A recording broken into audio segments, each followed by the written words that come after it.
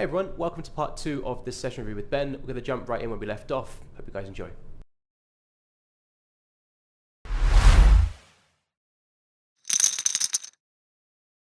Interesting, by the way, the button folds. He fast stabbed that board, six-handed, Yeah, and then folded. recreational. Yeah. Eights, what are you doing here? Going to squeeze spot. sometimes, and I'm going to call sometimes. Where's your cutoff? Like, what would you do with nines, for example? I would squeeze nines always, I think. Okay. I'm just basically going to base this on the players as well. So, like, the issue with Buchanaschi is that they've already shoved one hand. So that would probably disincentivize me to squeeze pocket eights as much. I know, like, we can't read too much into one 4-bet shove, but there are plenty of players that just are not playing any 4-bet shoves. So it's an important piece of information to have. Yeah, I think it's very valuable. I give a lot of reason to what you said there. Like, it's one hand, but we have a lot of other elements to suggest that this was not just a one-off. Like with his snap timings and other stuff. I think I didn't actually think about that at all, but I should have thought about that. This guy's just getting absolutely hounded today by us in the chat. Yeah. We're not being disrespectful though. We're just being realistic with what's happened, what we're saying. I mean, look, we could be wrong about everything, and then he just looks like a complete genius. So it should be the next Linus. Yeah, hopefully not, because then we are the next retiree of poker. Ace 6, by the way, I get led out into for 10%, and I mix raise. In game here, I was just going down the middle, half. If I had King 6, I would never raise. It was only because I had that backdoor backup, and I felt like I would need to do it sometimes. Any thoughts? So in my experience with these bomb pots is that you really want to be, so like you can go both ways. I want to be raising more equity that blocks nuts, because like 5-3 offsuit appears in the range 100% of the time. Admittedly, they don't always lead it, and that's like, so there is reduction in combos, but I think like equity in blockers particularly are insanely more important here than kind of protection, mainly because of the positions as well. When they're leading out here in the small, or like position 1 into 5 players, I see this as being extremely extremely baity to make people raise hands. So I'm really not interested in raising this hand over a hand like 6-5 of diamonds, for example. Sure. Okay. I agree with everything apart from the baity element of it. I think this also, from my experience, could just be some middling hand. I think people put too much. Yeah, I personally see way too much junk / middling in people's early position betting. Now, could I tell you this player on this board? No. But just from my experience, I'm seeing too much stuff. So I don't think it's as protected as it needs to be. Like, I fully agree, out of position to 5 players, you could just play a range check and that'd be fine. But people put too much money in. Okay, fine. But yeah, I think still not want to raise your hand though. Okay, fine. And also, even if I did, I think 50% in hindsight's way too much. I know that I went 50 because I remember, but 50 now is too much for sure. But I am still like an okay. I don't mind raising. Oh, you did hit call though. Yeah, and Silly Rhino is thinking about it. He does end up raising pretty small, I might add.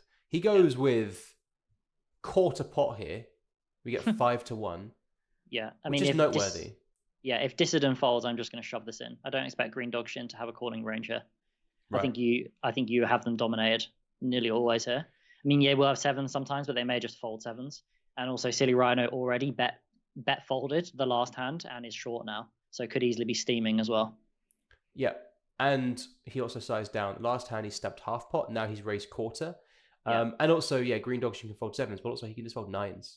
And 10s. Yeah, of course. Like, I think 10s is okay. He might flick in at some point over pairs, but 9s and below, I think, are very easy folds here. Like, non-trivial. Like, this versus the range that I'm repping, he's just running 2 outs way too often. If he is ahead, he's not even that far ahead. He's got like 70-30. So I think this bluff works really well against him, and then on it against Rhino, I'm just happy at this point because of course, I don't even need much equity to stack off. I put in like 30% to stack off here now. Top right, I go with pure bet. Obviously, it's a different spot because I've gone with min 3-bet. This is min 3-bet, half pot flop. But even in your case, right, I think this is going to be a pretty good hand to bet at the high-low. Are you sure he didn't bet the flop? I'm a bit confused there. I'm in 3-bet pre-flop. Okay, and they're about half pot. And he check called. Yeah. Okay, fine. Yeah. Flop, I'm not range betting, but I bet this hand very often with obviously overcard plus the 4 has a backdoor straight. So I bet this hand more than ace deuce. Sure. So yeah, bottom left we just kind of take equity now and hope to get forwards. Okay, you play the same. Fine. Okay, well then Dissident's lead out wasn't as bait as I was projecting into. Nuts. Doesn't Nuts matter. is good. Diamond. I know. No bueno, unfortunately. No bueno. That 5-3 offsuit you were saying comes to fruition, huh? It does. The 100% of 5-3 offsuits. Yeah. Small raise size does make sense now. Small raise with value hand and then big bet with bluff. Yep. Very important. Who would have known, huh? Who would have known? Foolish of me not to realize. Are you 4-betting the ace-9 ever top left? Yeah, I did. I believe I RNG'd. Yeah, ace-9, ace. And then ace-8 versus small blind, right? Something like that. Maybe ace-9's never. I always forget how it works with these ace-6 suited hands. But yeah, I did roll and I rolled 56, so I'm definitely calling on that roll. Okay. By the way, that guy Bushaneski had pocket 7s top right, so fortunate that I didn't get a club river there. So interesting flop. See how fast he bet there? And small. And small, yeah. Interesting. That was definitely noteworthy. What do you think? Yeah. About the timing or about how I want to approach versus the bet? Everything. Timing I'm not really reading too much into because this seems to be something they're doing, and by the fact that they bet quarter pot 20% on the flop, I imagine that they're just range betting and they just see this board, they're like, great board for us, bet this. It's a different player, sorry, but also still same story goes. I would actually raise my hand some of the time on the flop. So it's so middling, but it's also just like thick EV and equity.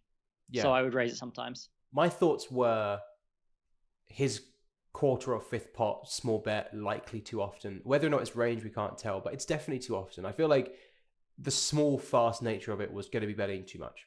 I think it's range. I really do. Yeah, me too. I'm just saying on the chance that it's not. Yeah. It's not a good strategy here, as you know, on like ace king X. Yeah. Ace king deuce to viewers. Like actually, we could just check aggregations very quickly here. If we say out of position 3 bets, ace, king, deuce, this is exactly the texture it's on. You can see high frequency check. Bets are coming in from big sizes here, mainly it's B70. So this is what I assumed in game. But that didn't make me want to raise because I feel like he's got too much junk that I want to let keep up. So what I would do though, is if I had pocket 3s, I would raise flop to turn to set. But realistically, I would have raised the flop to get him to fold a bunch of random stuff in his range. Like I think he's just going to have way too many. Like if he's range betting here, he will have 10 out of diamonds, which is like kind of an illegal C bet, right? So if we just have pocket 3s, we can just get him to bet fold a bunch of stuff. So what about a combo like ace queen of diamonds? Yeah, it's interesting. I'd probably go with the raise only because I'm blocking his bluffs on the turn. Obviously, you can say the same thing with ace nine of hearts, but ace nine of hearts is kind of a different hand. So in Ben's video that we recorded, I was mentioning how there's like a color system that I kind of follow sometimes where blue is passive, red is aggressive, and purple is middling. And I feel like this hand, despite at face value having lots of EV, lots of equity, and facing a range that's too wide, I still feel like blue makes more money because it's kind of an invulnerable hand. If you can get this guy to put too much money in with hands that are not supposed to do that, then allowing him the option is actually going to favor you. That was my thoughts. And then I would go red, red, red with like pocket 3s and 5-4 and stuff of that nature. Sure. So that's what I did. Okay. Then we see fast check. Sorry to spoil. Thoughts? Mixing, pure betting? Well, I mean, like, I was going to make this point on the flop and I decided I wasn't going to, but like my argument for raising the flop was going to be that it's unlikely they put in more money with those bluffy portions of the range. But obviously it's easy to say that once the 3 of hearts has come on the turn. So obviously it's not always going to be that outcome. Turn, I mean, like, I just do not feel strongly either way between betting and checking. I honestly would probably bet mostly, simply because I know that we're going to be finding just so much bluff here versus after they're B20 on the flop, and it's just going to be very hard to regulate bluffs. And also, therefore, it's very conceivable that our position is going to start calling more hands or having to call more hands. So yeah, I probably would bet the turn, but honestly, I don't feel bad about checking either. Okay, so you feel like pretty purple, right, in that kind of system? Yeah, I do, yeah. my thoughts, you can see my thoughts on flop are kind of following through on the turn. Really important note here is that I had the 9 or an 8 or a 7 and not a higher card, which starts to block some of the offsuit region. So my thoughts, the pure check here were what I mentioned on the flop, and also that I'm unblocking his bet check bet bluffs, because I don't think this player has so many. A lot of players miss these 10-9 offsuit 3-bets from big blind, Jack-9 offsuit 3-bets, even in some players' ranges it's not even a thing. So I don't actually feel like his bet check bet region ever contains, or very rarely contains, enough hearts.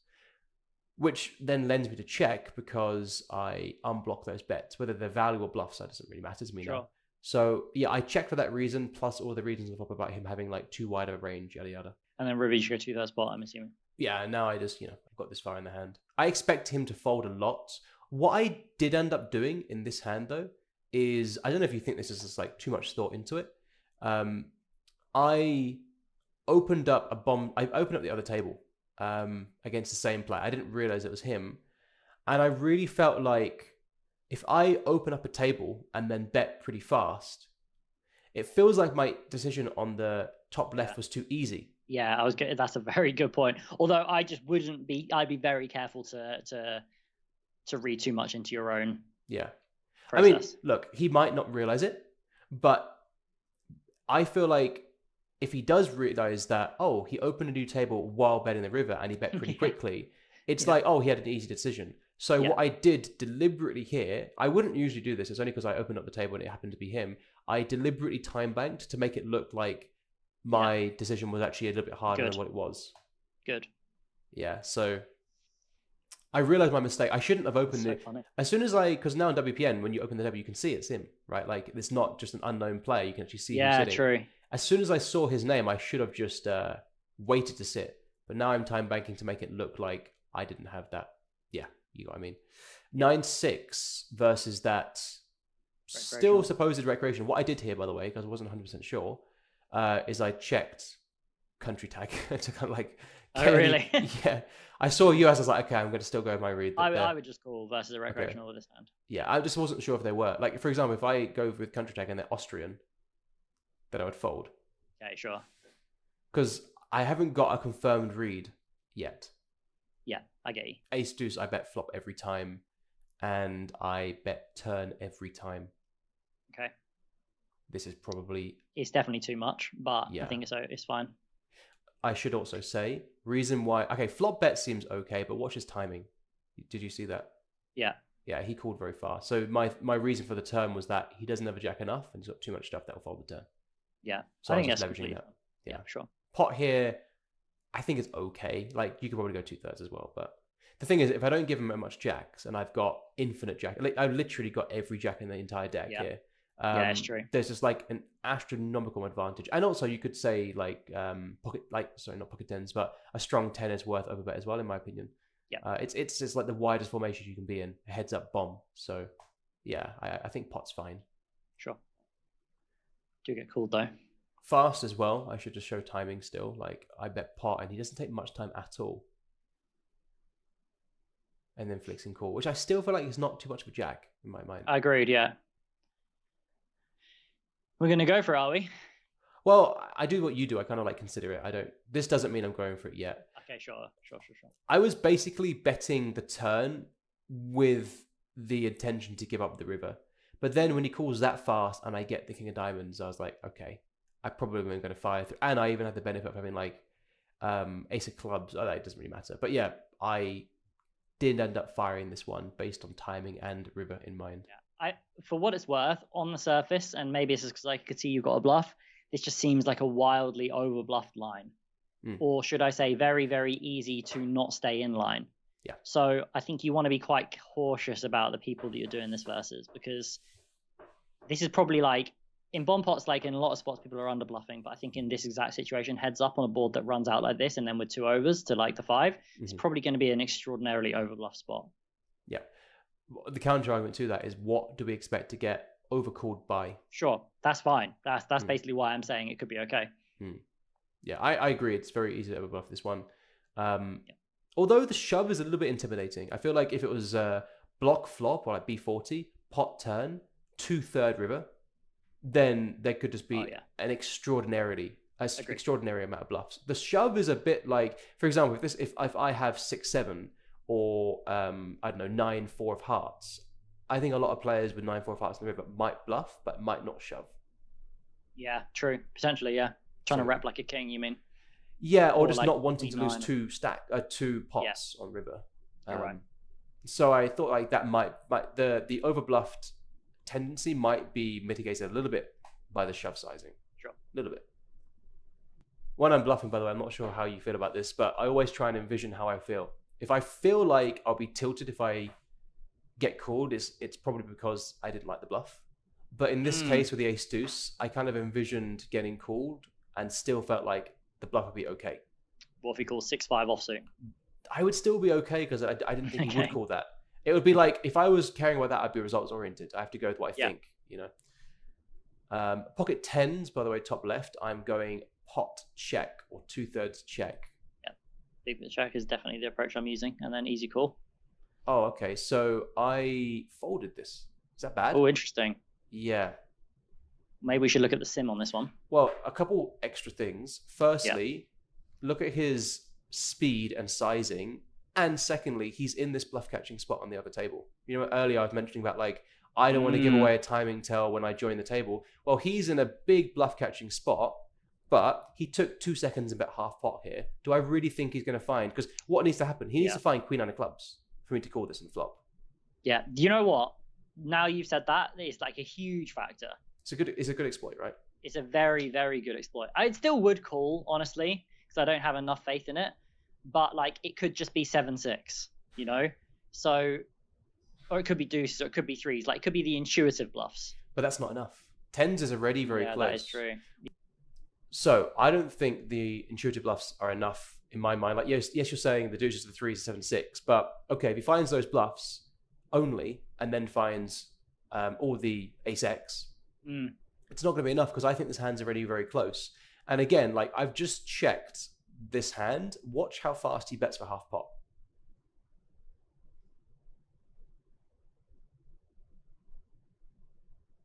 Yeah, it's not like much 3.5, 3-4 seconds. Yeah, whilst he's facing 2x pot all in. Yeah, on the other table. I just don't think like you need, in my mind. Sorry to interrupt you. If he has intuitive bluffs, I think it makes his hand a fault. If he has intuitive bluffs only, because he needs to find Jack 9, Queen 9, King 7. Yeah. No, I agree with you now, for sure. Let's just check the EV and the solver. Oh, and by the way, lastly, we are deeper, which hurts us. Yeah. If the EV is close in the solver, then we should be exploit folding, right? Definitely, yeah. Also, it might even not be an exploit fold. I just want to add to that. So let's look at his bluffs, right? All these random hands. Basically, give him this. He's got some random stabs, right? With 10-8, 9-8, Jack 10. This would ordinarily happen, hopefully. But then when he's facing 2x pot all in at the table and he bets so fast, do we expect these bluffs? I think there's actually zero chance that he finds that bet so fast. Because not only would he not find it so fast, would he actually prioritize Jack 10 of clubs as a bet when he's facing 2x pot? He would just like see the Jack 10. He would think, okay, I'll come back to that hand. Let me just figure out this other hand first. So when he bets, we are making, that's annoying because it's like, it's making not a huge amount and it's not making nothing either. It's also not really using half pot in the sim though. It's using block and speed 7A. Yeah, it's okay though. It's not like too low. Yeah. It's going to be okay. For what it's worth, the viewers, I should say, 200 is effectively 2 big blinds. So divide everything by 100. The reason why I've done it this way is that everyone thinks in big blinds per 100. So yeah, my combo is making approximately 2 big blinds, but I am going to go ahead and say that this player is going to lack bluffs given the context of his timing, sizing, and situation when he was playing this. God, I actually don't know what to do now because it's like that. If it was making 4, I would say it's a call. If it was making less than 2, I would say it's an exploit fold. But 2 is such an annoying amount to be faced with. Sure, well, that's okay not to know. Yeah, I just not to know, I guess, exploitatively. Yeah. So I felt like, you can see how I was moving my mouse here. That was my like frustration at like, I think I'm gonna have to fold now. Yeah. And he's still thinking, wild. Yeah. Fold. Yeah, he does fold. Time's out. Those. Get right. Yeah. Yeah, kings I would just go half pot probably against the recreational. Yeah. such a clean board. Yeah, just like slow playing is never odds on the flop. Like I didn't ever consider checking here. I bet 30% on flop, or like 27%, and then on the turn, just half every time. Nice. Ace deuce here, interesting spot. ISO versus small blind. Mm-hmm. I elected to go 2/3. This board is like, I'm going to use your word, a little bit bait as to how it looks. I feel like it looks bad, but actually it's not that bad. Like his limp calling range doesn't wrap around this board much, and actually my ISOing range does quite nicely here. I was going to say. So I bet this hand not every time, but I bet pretty often. Yeah. I think you should be ISOing pretty polar here. So you should have 5-3 offsuit here, right? Yeah. So like this, you just do an 6-7 offsuit, an 8-5 offsuit. So like you do very well on this board. And I think you probably ISO less of like the king 6 of hearts and more of the lower ones. Yeah, I also queen 5 offsuit, but not king 7 suited. I'm a big fan of the decision to go with the sizing you went. Yeah. Top left before he bets. Yeah. I was taking some time because I was unsure of my sizing scheme. I thought of I thought of B40, B50, B70, and overbets. I think they've all got reasons or like incentives. I ultimately went with B50. That was so I could leverage hands like 5s and 4s, even 5-3. I think 5-3 might be a bit too thin, but definitely my 5s and 4s, my 6x with straight draws. Instead, you could say like, okay, let's go with a massive sizing here. I'm not mixing sizes, as you don't do either. Maybe viewers would have like a small sizing and a very big one, but for me, I'm just going to choose one sizing and stick with it. The big sizing felt a bit selfish to my queen without being able to include any of my other hands. So that's why I went with a small sizing. And then I decided to go down the middle with this hand. I didn't want to bet every time, didn't want to always check, so I just kind of went 50-50 here. I would definitely use a bigger sizing. Okay. Yeah, I'm just very happy to go like first and foremost. I think this is probably close to a range bet for imposition anyway. True. So I would be using like queen jack plus here, and I would be wanting to overbet still. Yeah, good point. The fact that it's almost a range bet for imposition definitely disincentivizes the small probe for most of the turn. Yeah, okay, I could see that. I still quite like the half pot, but I definitely didn't see it through the big bet light as you're saying. So good point. So anyway, as played, I go with a. Also, just one more thing to mention is that like because you have 5-4 offsuit pure, I want to leverage mixing. That and 7-6 offsuit as well. Yeah, true. Yeah, I would have 5-4 offsuit as a mix, not pure. He opened 2.5. Okay, fine. I was going 50-50. He rolled 52, so check. He snapped 1/3. Yeah, give him the longest raise.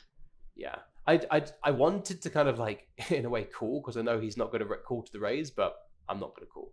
Yeah. So just raise massive. Oh wow. He does interesting call. Spot. Okay, so I think you want to be using so like the bottom of the value bet range on the river is probably going to be queen 7 exactly. Confirm, deny? I deny. Okay, fine. Well, I'm going to confirm. So I think that was a great question you asked me then. Yeah, well, then you can give your thoughts afterwards. Yeah. It's whether or not I want to have like because it's whether or not basically I'm just deciding whether or not I want to have a small sizing or not. And my sense is that I just don't want to have any small sizes on the river here. I want to have big sizes only. Whether or not that's like a medium big sizing and a very very big sizing, because you've hyperpolarized the turn, and this is effective. The issue is that like now aces and kings have overtaken your queen 7. Admittedly, I don't know how much he actually has aces and kings. It's so unlikely to check that flop and then only block the turn. So maybe those just don't exist in the range. But then he's going to have hands like 6-5 as well. I don't know. I probably would use a very big sizing, and I'm not sure if one of my sizings is going to be all in, but I probably would just go something along the lines of, see, overbet is nearly all in anyway. Probably just like all in only, honestly. In game, I was playing all in only. Yeah. Definitely like anything smaller than like block would just be pointless here, in my opinion. That's what I'm definitely saying, yeah. Because Queen 7 is the only hand that conceivably wants to block here. Oh, I think Queen 7's worth 2/3, in my opinion. Because again, I don't think the guy really has kings or aces, in my opinion. Yeah. And again, we also have to look into the timing thing as well. Like maybe aces, because people like slow playing aces, but kings just does not arrive here. Let's be honest. He doesn't. Okay, sure. The way he plays with his timings and sizes, I don't think we're seeing kings. The two combos of 6-5 suited do make sense, but you have a 6. Yes. It's actually only a 1 combo. Yeah, definitely. If he shows me 6-5 of spades here, yeah. Well, I'm very happy. But yeah, if I had queen 7, yeah, for sure it makes sense. But in hindsight now, when you ask me the question about the queen 7, I think king queen. If we had king queen here, wouldn't we want to check raise turn sometimes? Yeah, we actually definitely would. You're right. Yeah, so that was my deny aspect. But that does become too thin on the river now for 2/3 pot. Does it? What do we lose to? Yeah, I think a 6. Yeah. Well, only 6-5 and 6-4. Yeah. He doesn't have other 6x. But it doesn't really exist. Yeah. If you could make sure to have king queen with a queen of spades or clubs where it blocks the queen 7, then like yes, okay, he's got one combo queen 7. He's got a couple combos of 6-5 and 6-4 that don't bet flop, and he might have a little bit of aces. That's it. But he's also gonna have a bunch of other hands like 7-5, maybe 7-4 if he opens it pre-flop, maybe A7 if he wants to station you down. A7 would be a great call. Maybe even like pocket 4s, pocket 5s. Yeah, if he wants to get really out of line. So I feel like king queen's still worth 2/3. So in game I was going shove only. I think now 70 all in would be prudent just for the king queen. When your range is so narrow, I think carving a sizing for a single hand is okay. The issue is for me is because I'm using overbet check on the turn. I'm probably just puring king queen on the turn, so I don't really have it that much. Yeah, that's fair. That's very fair. Yeah. So anyway, I think with this hand, we're both in agreement. We just shove and shove. Got full house, mate. All in. Yeah, exactly.